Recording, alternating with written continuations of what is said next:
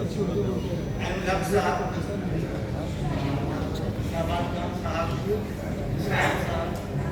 और मेरे district guest महफूज भाई, मेरे सीनियर, और मेरे प्यारे स्टूडेंट डॉक्टर शहनवाज और ऑडियंस में जो मौजूद हैं। तो मैं सारे स्पीच में सबसे ज़्यादा जिससे इंप्रेस हुआ वो जो मेरी प्यारी बेटी आई, बच्ची आई, और उसने कहा कि एक लेडीज को भी यहाँ लाना चाहिए था डैश पे। मैं भी इस बात से ऑफ कोर्स मुत्तफिक हूँ, लेकिन मैं एक बात आपको कहना चाहता हूँ बेसिकली उस प्यारी बच्ची को कि उसके लिए आपको अपना जगह बनाना पड़ेगा और आपको अपनी जो ये इनसिक्योरिटी कॉम्प्लेक्स है उसको ख़त्म करना पड़ेगा कि हम लड़की हैं, हम लेडीज़ हैं और हम इंफीरियर हैं। मुझे नाम तो याद नहीं है, लेकिन मैं इस्लामिक हिस्ट्री पढ़ रहा था तो खालिद बिन वलीद ने 60,000 की फौज पर से 60 आदमी भागा था और रोमन फौज से गुजर रहे थे। उसमें कुछ लोग कैद हो गए थे। जो कैद हुए थे उनमें आप लोग हिस्ट्री जानते होंगे, मैं तो फिजिक्स का स्टूडेंट हूँ। अपने भाई को छुड़ाने के लिए एक लड़की अकेले निकली थी, पीछे बाद में खालिद बिन वलीद गए और उसने रोमन फौज से अपने भाई को छुड़ाया। She was the fighter. ये फैक्ट है, मैं नाम बोल रहा हूँ, आप लोग नाम पढ़ेंगे। तो ये हमारी मुस्लिम लड़कियों का, मुस्लिम औरतों का, मुस्लिम बहनों का अपना कैरेक्टर है, इसलिए इस कॉम्प्लेक्स में आपने। दूसरी बात मैं आपको बता दूं, आज हम लोग बहुत खुश हैं कि 1920 में अलीगढ़ मुस्लिम यूनिवर्सिटी बनाया गया और हम लोग कसीदा पढ़ रहे हैं। आपको पता है वर्ल्ड की ओल्डेस्ट यूनिवर्सिटी कब बनाई गई थी और किसने बनाया था? 1859 में वर्ल्ड की ओल्डेस्ट यूनिवर्सिटी मोरक्को में बनाई गई थी और वो एक मुस्लिम ने बनाया था और वो एक मुस्लिम लड़की ने बनाया था। नाम उसका फातिमा था। अब आप समझ सकती हैं कि एक मुस्लिम लड़की 1859 में सबसे पहला यूनिवर्सिटी सेटअप करती है अपने फादर के पैसे से। तो आप किस मामले में कमजोर हैं? तो ये कमजोरी एक मेंटल स्टेट है जिसको आप वहां से निकाल दीजिए और आप एक लड़की रह के भी अपने आप को लड़कों से आगे कर सकती हैं और हर फील्ड में डेवलप कर सकती हैं। दूसरी बात एक और मैं बता दूं कि जिस कैम्ब्रिज यूनिवर्सिटी को अंग्रेजों ने सेटअप किया था वो एक्चुअली कुर्तबा यानी स्पेन के एक मुस्लिम यूनिवर्सिटी से पढ़ के लड़का गया हुआ था। जब मुसलमानों का अरबों का गोल्डन पीरियड था तो ये अंग्रेजों का डार्क पीरियड था। अब वहां से हम लोग को सोचना पड़ेगा कि जब हम लोग अपने गोल्डन पीरियड में थे और ये लोग डार्क पीरियड में थे, वहां से यहाँ तक का सफर कैसे तय हुआ कि 1857 में आकर के एक तरह से कह सकते हैं, मैं सर सैयद को बहुत इज्जत के साथ कह रहा हूँ कि अंग्रेजों के सामने वो एक कॉम्प्लेक्स में आ गए थे कि they are superior race and we are inferior. और उन्होंने कहा मुसलमानों को कि ये आपके बड़े भाई हैं और आपको इनको फॉलो करना पड़ेगा, आपको अंग्रेजी पढ़नी पड़ेगी और इनसे आपको साइंटिफिक थॉट लेना पड़ेगा। आप बड़े भाई से छोटे भाई हुए थे और क्यों हुए इस पे गौर करने की बात है। मैं समझता हूँ कि मेरे इस बात को कोई डिनाई नहीं कर सकता। मुसलमानों ने अपने गोल्डन पीरियड में most of the scientific development किया है। वो सारा का सारा साइंटिफिक डेवलपमेंट अंग्रेजों ने बाद में लिया। जैसे एक सिंपल सा एग्जाम्पल मैं बता रहा हूँ, अंग्रेजों को तो लिखने में नहीं आता था। 1 2 3 4 5 को 1 और 2 और 3 रोमन में लिखते थे। ये अरबिक नंबर अरबों ने दिया था, मुसलमानों ने दिया था। अल्जीबिया और बहुत सारी चीजें हैं जो मुसलमानों ने दिया उस जमाने में और मुसलमानों की हैसियत नोट कर सकते हैं कि फर्स्ट वर्ल्ड वॉर के बाद क्या हालत हो गई थी। उसमें एक जो हम लोग बहुत रिजिडिटी और बहुत कंजर्वेटिव हो गए थे कि जब रोमन इसमें ऑटोमन एम्पायर में सबसे पहले जब प्रिंटिंग मशीन आया तो हमारे मौलवी साहब ने ये फतवा दिया कि इसका यूज करना शिर्क है और गुनाह है। तो 200 साल तक प्रिंटिंग प्रेस हमारे यहाँ यूज नहीं हुआ है।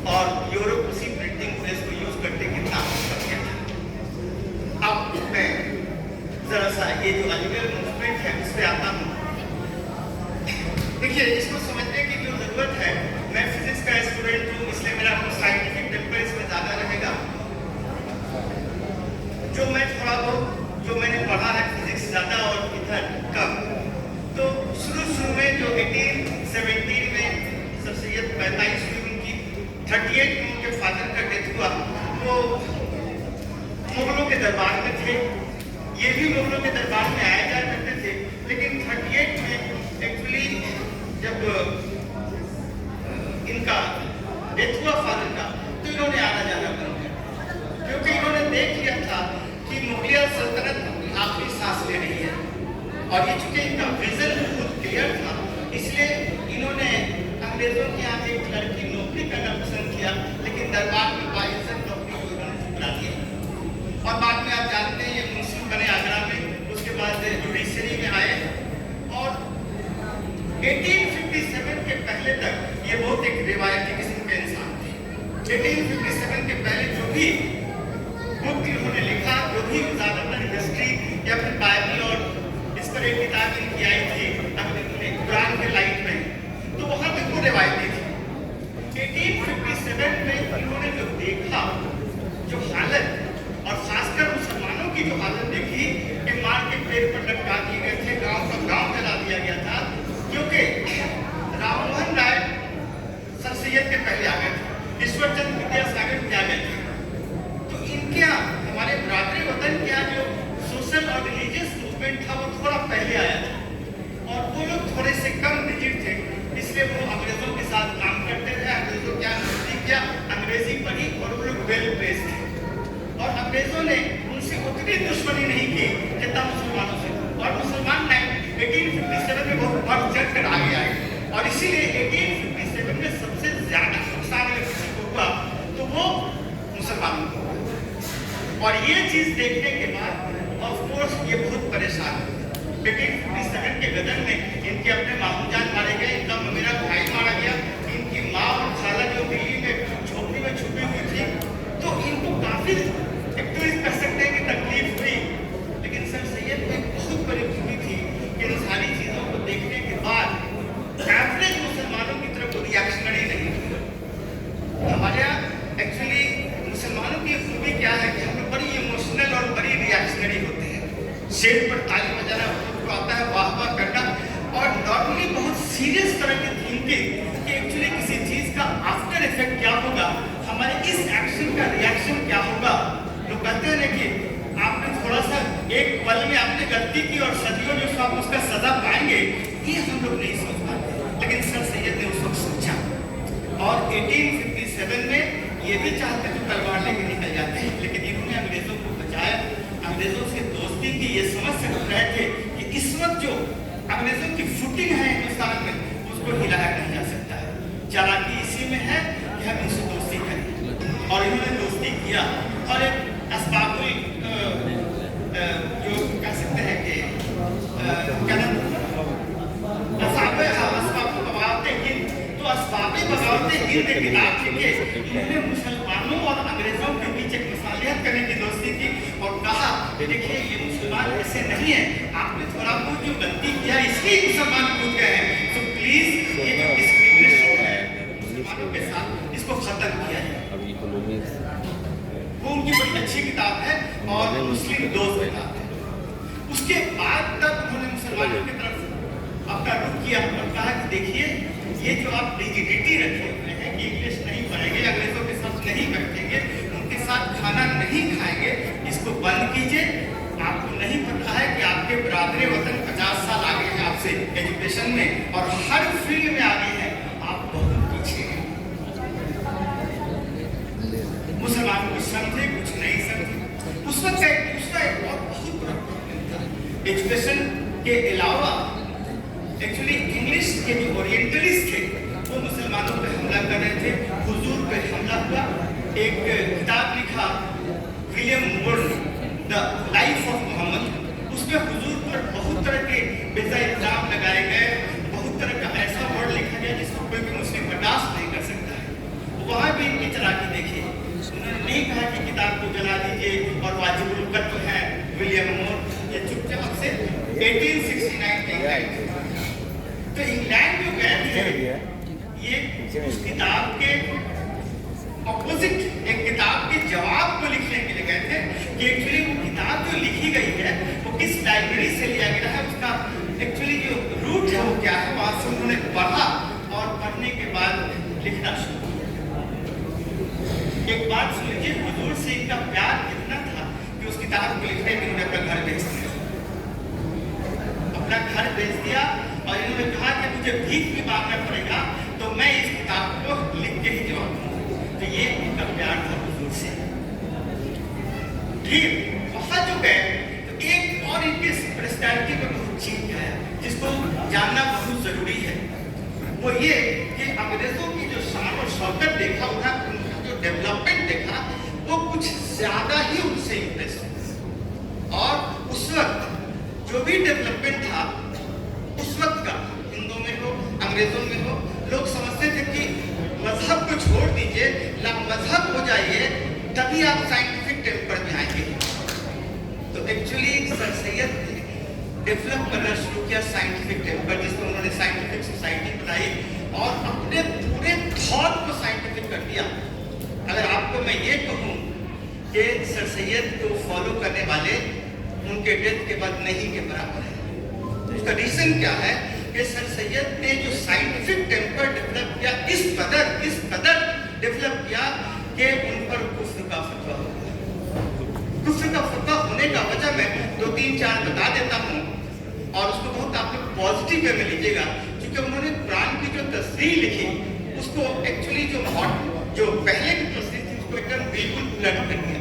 जैसे वो नहीं मानते थे कि ईसा इस्लाम बिना फादर के पैदा हुआ, वो किसी मुआजिजा को नहीं मानते थे, वो नहीं मानते थे कि मूसा अलैहिस्सलाम ने असा फेंका और समुद्र जो वो जो नील नदी थी वो 2 पार्ट में बट गई। ईसा अलैहिस्सलाम मुर्दे को जिंदा करते थे, वो नहीं मानते, क्योंकि उस वक्त उनके सर पे जो कुछ सवार था वो सिर्फ scientific temper, cause and effect. There is a word of God and there is a work of God. तो अगर कोई वर्ड ऑफ गॉड और वर्क ऑफ गॉड में डेविएशन होता है तो हमको जो है वर्क ऑफ गॉड में दिख रहा है। यानी वो नेचर से इतना ज्यादा इंप्रेस हो गए थे कि हर चीज को साइंटिफिक टेम्पर में ये करते थे। उन्होंने वही आना मना कर दिया कि नहीं, वही को हम नहीं मानते। जन्नत और जहन्नम के कॉन्सेप्ट को उठाना कि it is a mental state, complete scientific thought पर वो जाते थे और इस थॉट की वजह से उन पर। लेकिन आज मैं एक बात बता दूं, अलीगढ़ में डॉक्टर जाकिर हुसैन को पैदा हुए, खान अब्दुल गफ्फार को पैदा हुए, शहरियार को पैदा हुए, जावेद अख्तर भी वही के हैं, मिजाज भी वही के हैं, लेकिन अभी तक हम लोग इंतजार कर रहे हैं कि 1920 से लेके आज तक एक नोबेल प्राइज नहीं मिला अलीगढ़। अलीगढ़ मूवमेंट के लिए जरूरी है कि सर सैयद का जो साइंटिफिक थॉट था उस साइंटिफिक थॉट को बढ़ाएं। ये अलग बात थी कि उस जमाने के साइंटिफिक थॉट के मुताबिक वो इंटरप्रेट कर रहे थे। लोगों ने कहा भी कि ये जो आप साइंटिफिक थॉट से कुरान में बहुत सारा जो देख रहे हैं उल्टा सीधा कर रहे हैं, तो कोई बात नहीं, मुझे पता है जिस दिन साइंस डेवलप करेगा और हमको जरूरत पड़ेगी तो हम अपना थॉट बदल लेंगे। तो उनका ये नियत उनकी बहुत साफ थी कि किसी तरह मेरे कौम में साइंटिफिक टेम्पर आ जाए, लेकिन आज भी मेरे कौम में वो साइंटिफिक टेम्पर नहीं आया, जो कि आना जरूरी है। जहां तक एक बात बता दूं कि गलत और सही इंटरप्रिटेशन का मामला है, तो मैं यहाँ एक और बात क्लियर करूं। क्वांटम मैकेनिक्स आइंस्टीन का प्रोडक्ट है। क्वांटम मैकेनिक्स के लिए सबसे पहले एक थोड़ा सा बात करूंगा जिसको लोग समझ लेंगे। प्लैंक साहब ने क्वांटम मैकेनिक्स दिया, फिर आइंस्टीन को 1913 क्वांटम मैकेनिक्स के लिए नोबेल प्राइज मिला और वो क्वांटम मैकेनिक्स इतना डेवलप किया आइंस्टीन की अपनी जिंदगी में कि आइंस्टीन को कुछ नहीं समझता और आइंस्टीन ने अपने 3 फ्रेंड के साथ क्वांटम मैकेनिक्स पर अटैक किया और आपको मैं बता दूं कि आइंस्टीन गलत साबित हुए। 1922 का जो 2022 का जो नोबेल प्राइज मिला है वो एक क्वांटम इंटेंगलमेंट है जिसको आइंस्टीन ने नकारा था और वो सही हो गया। तो ये नहीं कहा जा सकता है कि एक इंसान किसी थॉट को अगर कह दे तो वो थॉट हमेशा के लिए सही हो जाए। इसलिए हो सकता है कि सर सैयद का कुछ थॉट रिलीजियस के मामले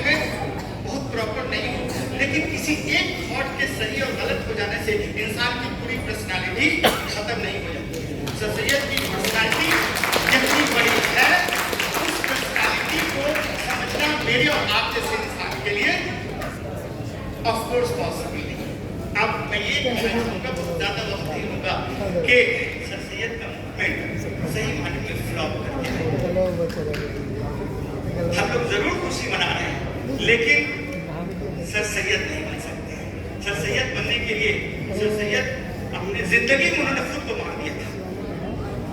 अब कहेंगे जिंदगी में कैसे मार दिया था, बुरा नहीं मानिएगा, मैं डेरोगेटिव वर्ड नहीं इस्तेमाल कर रहा हूँ। एक बार वो चंदा लेने गए कहीं और उस जवाबों ने मजाक उड़ाने में कहा कि आप डांस कर दीजिए, उन्होंने डांस कर दिया। कहा कि सर सैयद नहीं कर रही है, मेरा जो पर्पस है this is more important, sir Syed is not important. तो सर सैयद वहां अपने को मार चुके थे, उन्होंने तवायफ से भी चंदा लिया, हंगामा हुआ, कहा कि उसमें बाथरूम बना दूंगा। लॉटरी के लिए उन्होंने लॉटरी खेलने के लिए कहा, लोगों ने कहा कि ये गुनाह है, कहा कि मेरे सर गुनाह नहीं जाएगा, जो नवाब और बड़े लोग पैसा नहीं दे रहे, मेरा उनके सर जाएगा। मेरा पर्पस ये है, तो उनका पर्पस मोर इम्पोर्टेंट था।